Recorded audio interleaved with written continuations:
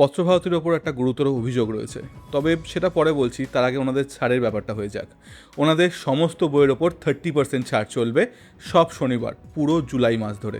নতুন যে বইগুলো বেরোচ্ছে সেইগুলোতে অবধি ছাড় থাকবে, যেমন ব্যাসদেবের মহাভারত নেই বাই রাজা ভট্টাচার্য, স্ক্যালপেল বাই অনির্বাণ ঘোষ, অন্ধ নরক বাই সাথী দাস।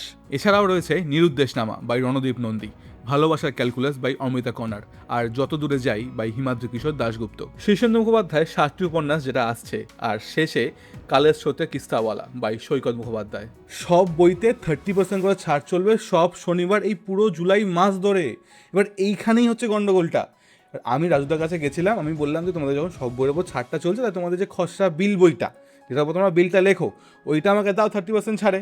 এবার রাজুদা আমাকে দিতে চাইছে না, বলছে তোমার মাথা খারাপ হয়ে গেছে, তুমি পাগল হয়ে গেছো, কী সব বলছে আমাকে। এবার আপনারাই বলুন তো, এটা কি বিশ্বাসঘাতকতা নয়?